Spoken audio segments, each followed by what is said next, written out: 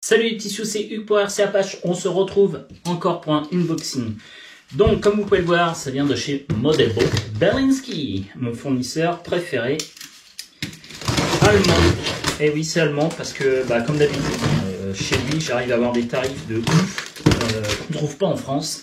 Même encore sur ce truc-là, je crois que c'est 200 € moins cher quasiment que chez RC King et 100 € moins cher que chez Ruel Modélisme. Donc tu peux pas mieux faire que chez nous. Si tu veux acheter beaucoup de modèles, malheureusement, avec le marché français, tu te fais un peu empaffer. Alors, qu'avons-nous dans ce joli carton Modelbo Berlinski? J'adore. Vous pouvez commander les yeux fermés chez Modelbo Berlinski. Je n'ai jamais eu de problème avec eux. Et pourtant, j'ai passé quelques commandes chez eux. Alors, allez, on va commencer par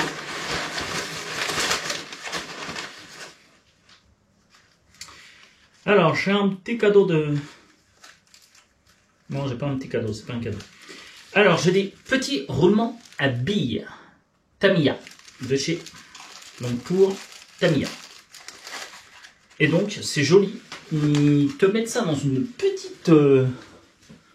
petit emballage berlingot de chez Modelbo Berlinski. Très sympa. Sympa, là, on a l'emballage, je trouve ça pas con. Ensuite, nous avons un kit LED complet pour camion. Et là, vous dites tous, oups, et là, vous dites tous, putain, il n'a pas encore acheté un camion. Je crois que oui. Ensuite, ici, nous avons un petit cerveau. Alors, celui-ci, c'est lequel? Pas de lunettes, impossible à voir, mais je crois que c'est le 3 kg. Voilà, donc un cerveau de 3 kg. Le 3 kg, comme tout le monde sait, ça sert pour... Ouais, c'est ça, pour le changement de vitesse, pour la boîte de vitesse. Ensuite, nous devrions en avoir un autre. Ah, ça c'est moche.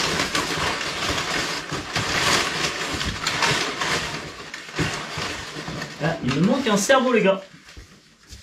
Alors, il n'y a rien là-dedans. Il n'y a rien là-dedans. Il n'y a rien là-dedans. Il n'y a rien là-dedans. Il n'y a rien. Il n'y a rien. Il n'y a rien. Il n'y a rien. Il n'y a rien. Il n'y a rien. Aïe aïe aïe. Il n'y a rien. Il n'y a rien. Il n'y a rien. Et ben les gars, c'est la fois où je vous dis que j'ai jamais eu de problème avec Modelbo Berlinski, que je peux en avoir un, c'est rigolo. Ouais, pour moi il me manque le cerveau. Bon, c'est pas grave. Je vais revérifier dans tous les petits papiers cartonnés là, voir si c'est pas glissé dedans, mais a priori c'est mal barré. Non, puis je vois pas. Alors, qu'est-ce qu'il a acheté comme camion? Et là, il y en a un qui dit, mais il est complètement starbé, pourquoi il a acheté ça? Alors, hop, on fait ça.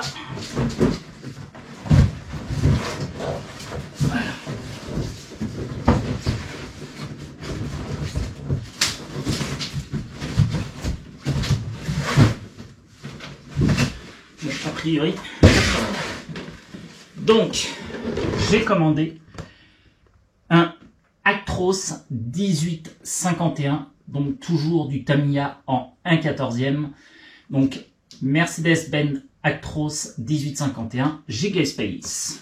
Alors pourquoi? Parce que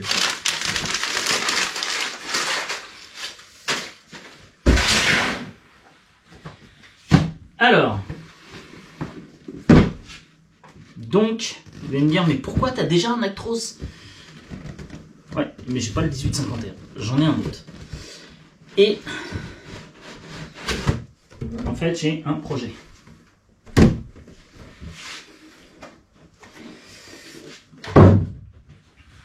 J'ai un nouveau projet. Et là, vous allez me dire, c'est bizarre, Hugues a pas pris. Bon alors, toujours comme d'habitude, chez Tamiya, nos modules. La cabine les pare-chocs, la sellette. Vous voyez, pour une fois, je me rappelle comment ça s'appelle, une sellette. Tout ce qui est verre, les ailes, rétro, pare-choc, siège, etc. Toutes les grappes pour réaliser le montage. Donc ça en fait quelques-unes, les grappes.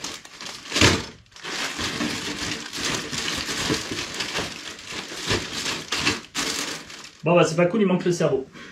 Bon, c'est pas grave, je vais les appeler. Enfin, je vais pas les appeler. Ça se trouve, il y a peut-être un... C'est 3 kilos. Ben, je vais vérifier parce qu'a priori, pour eux, il y a un problème. J'ai un problème. Non. C'est peut-être moi qui ai oublié de valider dans mon panier. Parce que voilà, donc c'est pas Modelbo, une fois de plus, c'est pas Modelbo, mais apparemment si je lis la facture, j'ai bien le Mercedes-Benz Actros Gigaspace 1851 qui est en kit avec le LED de chez Carson, qui est bien compris. Avec donc en plus les roulements à billes qui font partie du kit, puisque j'ai acheté le kit Actros 1851 avec kit LED plus roulement à billes. Donc voilà, donc ça, en fait c'est tout ça. Et plus un cerveau de 3 kg. Donc a priori, j'ai oublié de commander un cerveau de 9 kg. J'avais oublié de valider dans le panier, je pense. C'est pas grave. Alors, dedans, dans celui-ci, on a quoi? On a quoi? Eh bien, je pense qu'on va avoir la boîte de vitesse ou les conneries comme ça. Allez, boîte de vitesse ou pas boîte de vitesse?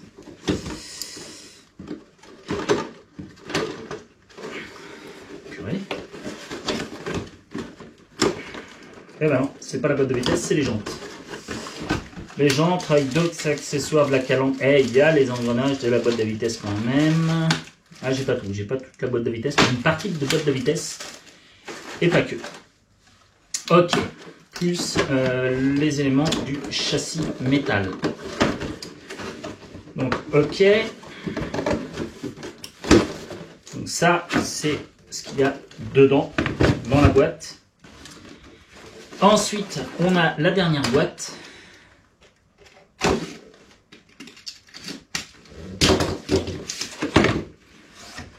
La dernière boîte qui comprend donc quasiment tous les éléments. Donc déjà, enfin pas tous les éléments, je parle des éléments de visserie. C'est ça que je voulais dire, les éléments de visserie. Vous avez vos pneus, donc forcément 1, 2, 3, 4, 5, 6 pneus. 2 à l'avant, 4 à l'arrière, rejumelés, mais attention, un seul essuie arrière.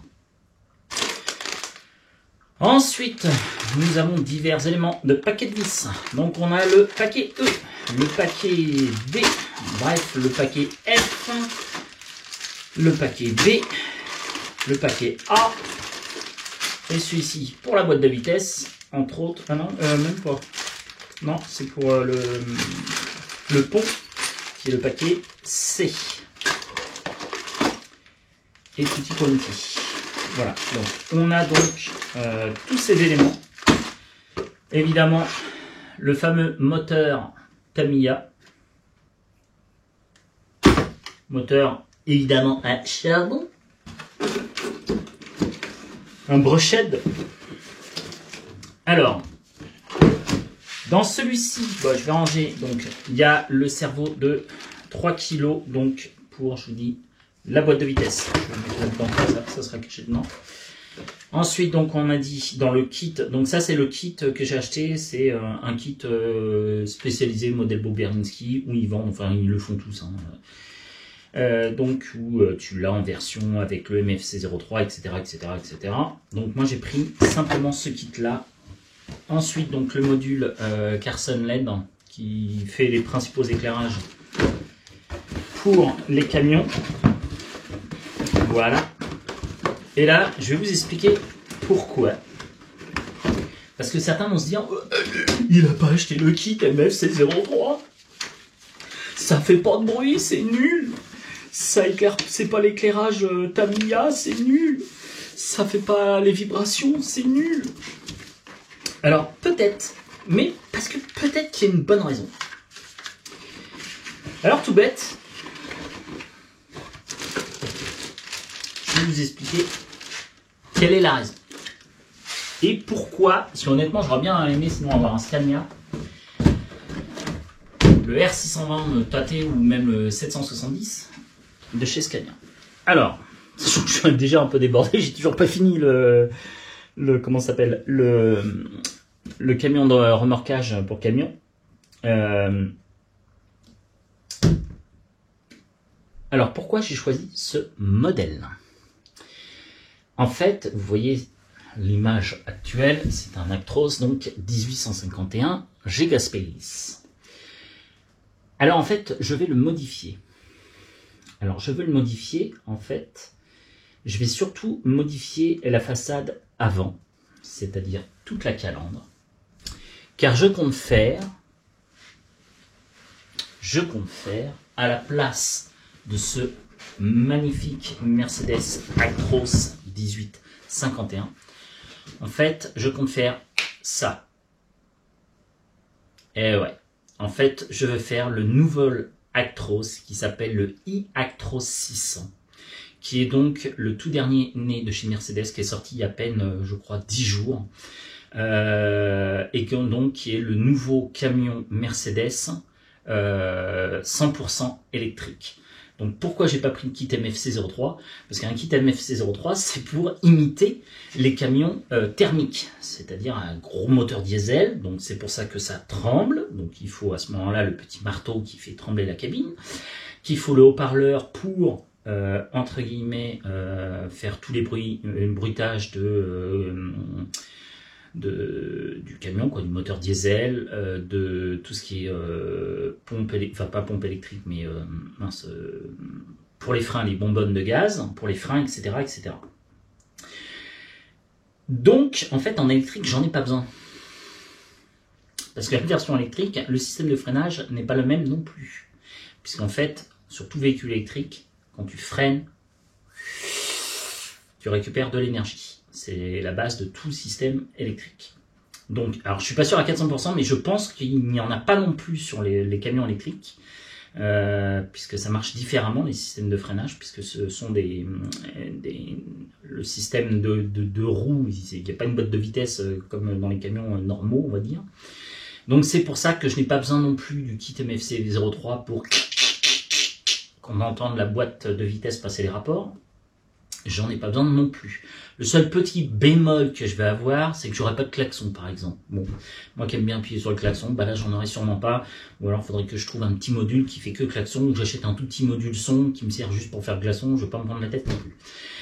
Donc ce que je vais faire, donc c'est, alors en fait, comme vous pouvez le voir, l'Actros E600. En fait, il ressemble énormément à celui-ci. Donc, je vais utiliser cette base-là, déjà pour avoir le châssis, pour avoir tout le reste. Et il n'y a pas grande différence, hein, de toute façon, il ne faut pas se la raconter. Même le Merco, quand tu vois l'Actros 1851 actuel et le e-Actros, la différence n'est pas non plus hyper flagrante. Donc, voilà. Donc, je pars sur cette base-là. Et en fait, je vais refaire toute la façade avant. Et je vous montrerai ce que ça donne. Voilà, donc ça aussi, ça fait partie d'un projet. Alors pourquoi? Alors, je vous le cache pas, je vais peut-être pas le faire pour demain, quoique. Avec moi, faut se méfier. Comment dire? Ma femme et mes filles partent en vacances, puisque nous sommes le vendredi soir, vendredi, je sais plus à quelle date on est, vendredi 27 octobre. Et mes filles et ma femme partent en congé pendant une semaine. Donc je pense, je ne l'ai jamais fait, mais je pense que je vais le ramener chez moi et le monter tranquillement le soir et puis le dimanche ou des trucs comme ça en restant, parce qu'il faut que je reste un peu chez moi parce que je ne pars pas en vacances parce que un, j'ai beaucoup de boulot et deux, il faut qu'il y ait un couillon qui reste pour promener et garder le chien et nourrir le chien. Donc voilà, quand c'est comme ça, bah, on part toujours un peu en décalo et souvent il faut qu'il y en ait un, c'est soit une fille ou soit c'est moi qui reste. Voilà, donc cette fois-ci c'était à moi de rester parce que j'ai beaucoup de boulot, je travaille dans une école. un grand groupe scolaire, et bah, du coup, je suis obligé de travailler pendant les vacances, pendant que les enfants ne sont pas là. Voilà pour l'anecdote, pour ceux qui veulent tout savoir.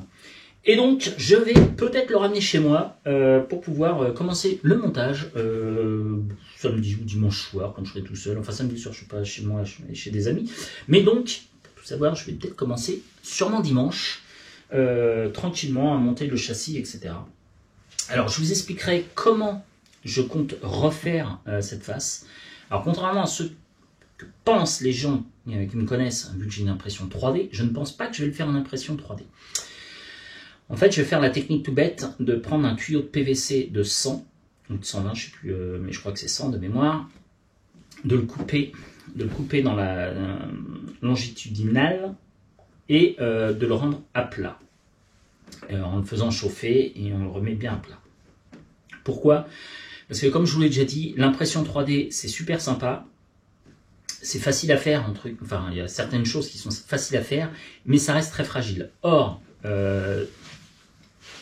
cette partie-là, par exemple, sur le côté, tu pourrais le faire en impression 3D. Logiquement, il y a peu de chances que tu aies un choc ici latéral ou, par exemple, au cul du camion. Bon, au cul du camion, à la limite, ça peut arriver parce qu'en fait, là où tu risques d'abîmer ton camion, c'est à l'avant parce que tu freines pas assez et puis tu tapes un obstacle, n'importe quoi, ou quoi que ce soit, ou l'arrière quand tu manœuvres, etc.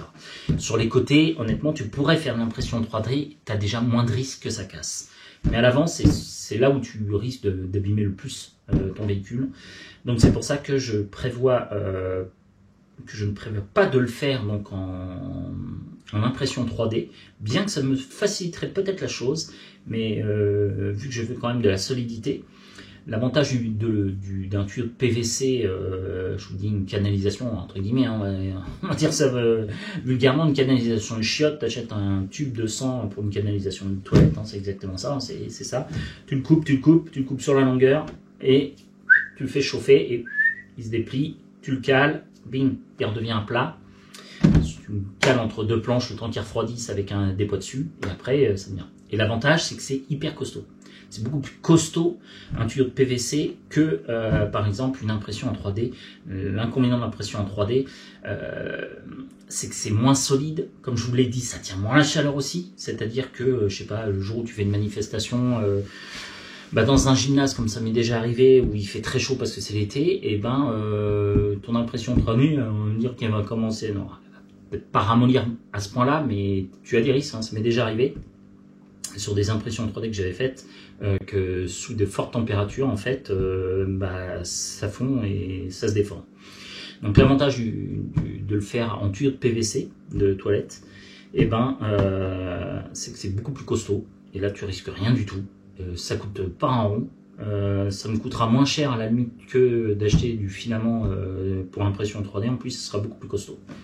Donc voilà le projet, c'est de faire donc cet Actros le transformer, donc cet Actros 1851 gigaspace, de le transformer en iActros 600.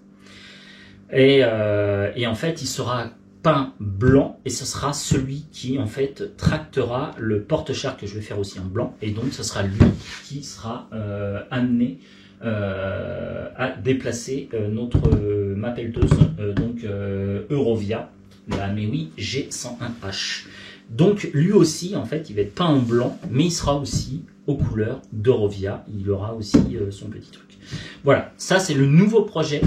Donc, parce que je le trouve, l'Actros i600, j'ai pas mal réfléchi, ça m'empêchait de dormir déjà l'autre jour, m'empêchait de m'endormir, parce que j'y réfléchissais, comment faire, etc. Donc, je vais faire ça, j'ai 2-3 petites idées pour bien faire la carreau. Comme d'habitude, bon, moi franchement, c'est pas mon truc, c'est la peinture, ça va être une galère, ça je le sais. Mais voilà, il n'y a rien à faire, je sais pas. Pendant un moment, j'arrivais à peu près à me servir correctement d'une bombe, etc. Et là, pour le Town Truck, j'ai merdé un peu sur Tamiya, il va falloir que je reponce, je refasse, etc. Et là, je voudrais pas non plus louper et puis perdre mon temps, etc. Donc, il faut que je me démerde pour faire la peinture, mais ça c'est mon truc. C'est vrai que j'ai un peu plus de mal à faire de la peinture, voilà, on peut pas être bon partout, et moi la peinture déjà d'entrée de gamme, je vous l'ai déjà dit, je n'aime pas ça, et pourtant j'ai tout acheté pour faire de la bonne peinture, des trucs, mais j'aime pas ça, je suis nul en peinture. Voilà, on peut pas être bon en tout. Tout ce qui est électronique, je suis pas trop mauvais. Mécanique, ça passe encore. Je suis pas le meilleur, ça c'est sûr. Mais vraiment la peinture, c'est le truc en plus que je n'aime pas. Voilà, j'aime pas. Parce que quand tu utilises, par exemple, quand tu fais des peintures chez toi, tu utilises un pinceau, t'as les poils qui restent. Tu utilises un rouleau, ça fait des bulles. Tu utilises un airless, ils disent que ça fait pas de bruit. Ça fait pas de poussière, ça te fait de la poussière. Ça s'en fout partout. Et puis de temps en temps, t'as le airless qui fait et hop, ça fait une petite projection à 2 balles. Voilà. Donc c'est pas mon truc la peinture. Donc c'est le seul truc qu'il va falloir que je fasse attention, c'est essayer de faire une jolie peinture, ce qui est le plus dur pour moi. Tout le reste, je sais que je vais me dépatouiller, ça y a pas de souci, mais ça va être encore une fois de plus la peinture qui va me faire perdre du temps, je pense. Voilà. Donc c'est un des nouveaux projets que je dois faire. Je dois finir aussi quand même l'autre projet, le Ton Truck. Et puis voilà. Puis j'ai plein de projets encore en tête. D'ailleurs, j'en ai peut-être un peu trop. Et il faudrait que je finisse d'abord les autres projets avant d'en commencer d'autres. Mais ça, c'est un peu moi. C'est vrai que tu pars. J'ai toujours des bonnes idées, mais bon, rarement le temps de les appliquer. C'est un peu mon problème. C'est que j'ai pas assez de temps pour les appliquer. Voilà, je vous dérange pas plus longtemps. C'était donc Hugues pour RC Apache pour le nouveau projet de l'Actros Actros 600. Et donc, je vais donc modifier ce petit Actros 1851 en Actros 600. Allez, je vous souhaite à tous et à toutes de passer une bonne fin de journée. C'était Hugues pour RC Apache. Salut les petits sioux, ciao!